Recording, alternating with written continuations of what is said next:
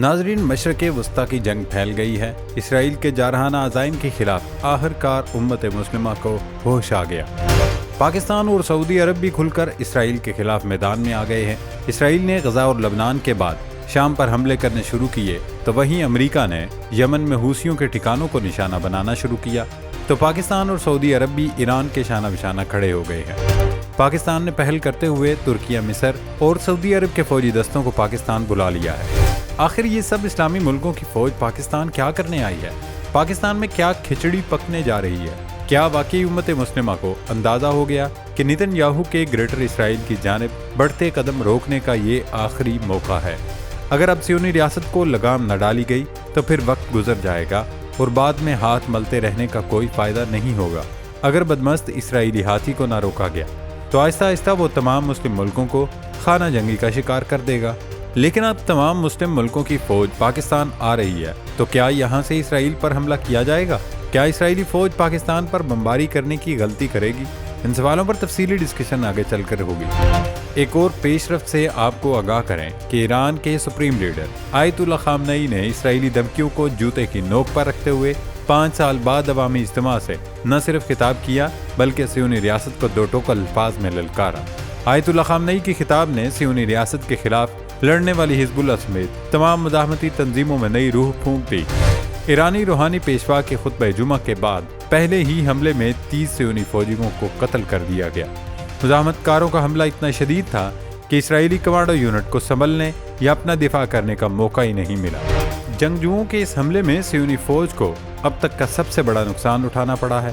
لبنانی تنظیم حزب اللہ کی جانب سے اسرائیلی وزیر اعظم نیتن یاہو کے گھر پر حملے کی کوشش کی گئی ہے۔ حزب اللہ کا کہنا ہے کہ نیتن یاہو کے گھر پر کیا جانے والا حملہ محض ٹریلر ہے۔ اس نے ابھی حسن نصر اللہ کی شہادت کا بدلہ لینا ہے۔ اس حملے میں کتنا نقصان ہوا اور نیتن یاہو نے کیسے چھپ کر اپنی جان بچائی، یہ بھی ایک دلچسپ داستان ہے جس پر آگے چل کر تفصیلی ڈسکشن کریں گے۔ مزاحمتی تنظیم اور حزب اللہ کے اسرائیل پر کیے گئے حملوں کے بعد تل ابیب میں صف ماتم بچھی ہوئی ہے۔ 3 روزہ قومی سوگ کا اعلان کر دیا گیا ہے۔ ناظرین، ایران کی جانب سے اسرائیل پر کیے گئے بڑے میزائل حملے کے بعد علاقائی جنگ کے شروع ہونے کا خدشہ پیدا ہو گیا ہے۔ ایرانی میزائل حملے کے بعد اسرائیلی سیاسی اور عسکری حکام بار بار یہ کہہ چکے ہیں کہ تل ابیب کی جانب سے تہران کو جواب دیا جائے گا۔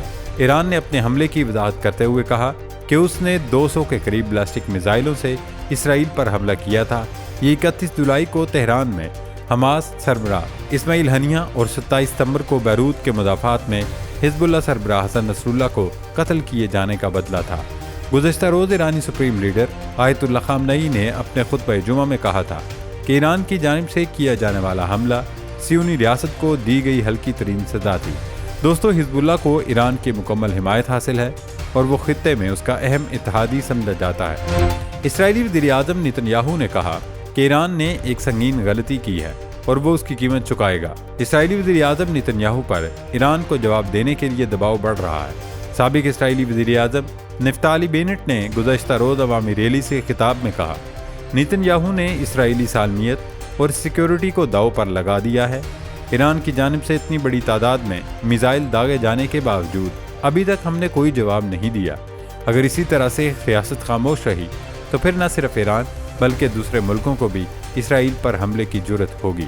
ہمیں اس خطرے کو ابتدا میں ہی روکنا ہوگا۔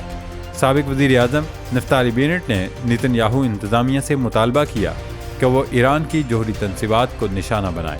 مشرق وسطیٰ کے حالات پر نظر رکھنے والے تجزیہ کاروں کا کہنا ہے کہ ہو سکتا ہے ایرانی میزائل حملوں کے جواب میں اسرائیلی روایتی جواب کی بجائے غیر روایتی جواب دے۔ اسرائیل ایران پر کوئی سائبر حملہ کر سکتا ہے یا پیجز دھماکوں کی طرز پر کوئی اور کارروائی کی جا سکتی ہے۔ امریکہ کا خیال ہے کہ اسرائیل ایران کے جوہری تنصیبات یا تیل کے کنووں کو نشانہ بنا کر پابندیوں کی شکار ایرانی معیشت کو مزید مشکلات سے دوچار کرے گا۔ ایران اور اسرائیل کئی دہائیوں تک مسلسل کشیدگی کے بعد اب چھپے ہوئے تصادم نہیں بلکہ ایک کھلی جنگ میں آ گئے ہیں اور یہ تصادم کسی بھی وقت تیسری عالمی جنگ چھڑنے کا باعث بن سکتا ہے۔ دوستو، اسرائیل کی جانب سے جنوبی لبنان میں الزاہیہ کے علاقے میں حزب اللہ کے ایک اور ہیڈ کوارٹرز کو نشانہ بنایا گیا۔ صہیونی فوج کا دعویٰ ہے کہ اس حملے میں حزب اللہ کے اگلی سربراہ ہاشم صفی الدین کو ٹارگٹ کیا گیا لیکن وہ محفوظ رہے۔ حسن نصر اللہ کو بھی اسی علاقے میں بنکر بسٹر میزائلوں کے ذریعے شہید کیا گیا تھا۔ اب یہاں حزب اللہ کی حکمت عملی پر سوال اٹھ رہے ہیں کہ آخر اس کے اگلے چیف بھی اسی علاقے میں کیوں اپنے کمانڈر سے ملاقات کرنے آئے۔ لبنانی میڈیا کا کہنا ہے کہ پیجز اور واکی ٹاکی دھماکوں کے بعد حزب اللہ نے اپنے جنگجوؤں پر الیکٹرانک یا ڈیجیٹل گیجٹس استعمال کرنے پر پابندی لگا دی ہے۔ یہی وجہ ہے کہ اب حزب اللہ کے کمانڈرز یا پھر ممکنہ سربراہ انہیں اپنے احکامات آگے پہنچانے کے لیے خود چل کر جانا پڑ رہا ہے، کیونکہ حزب اللہ کو لگتا ہے کہ اس کے استعمال میں موجود مواصلاتی آلات وقت سے پہلے ہی اسرائیل کو معلومات لیک کر دیتے ہیں۔ اسرائیل کی جانب سے ایک طرف لبنان پر جارحیت کی جا رہی ہے تو وہیں دوسری طرف پروپیگنڈا وار بھی۔ صہیونی فوج نے دعویٰ کیا ہے کہ لبنان کے خلاف زمینی آپریشن شروع کرنے کے بعد سے اب تک حزب اللہ کے 250 جنگجوؤں کو ہلاک کیا جا چکا ہے۔ اسرائیلی فوج کے ترجمان نے اپنے بیان میں کہا کہ حزب اللہ کے مارے گئے جنگجوؤں میں کئی بٹالین اور کمپنی کمانڈرز بھی شامل ہیں۔ اسرائیلی فوج نے جنوبی لبنان میں حزب اللہ کے انٹیلیجنس ہیڈ کوارٹرز پر بھی بمباری کی، جس میں ہونے والے نقصان کی تفصیلات جاری نہیں کی گئی۔ الزاہیہ میں ممکنہ سربراہ ہاشم صفی الدین پر اسرائیلی فوج کی قاتلانہ حملے کے بعد حماس کی جانب سے آپریشن طوفان الاقصی کے بعد یہ پہلا موقع ہے کہ نیتن یاہو کی رہائش گاہ میں خطرے کا سائرن بجا ہے۔ دوستوں، کل ایرانی سپریم لیڈر آیت اللہ خامنئی نے 5 سال بعد عوامی اجتماع سے نہ صرف خطاب کیا بلکہ جمعہ کا خطبہ بھی دیا۔ آیت اللہ خامنئی کے خطاب سے لگتا ہے حماس حزب اللہ اور حوثیوں میں نئی انرجی ڈال دی ہے۔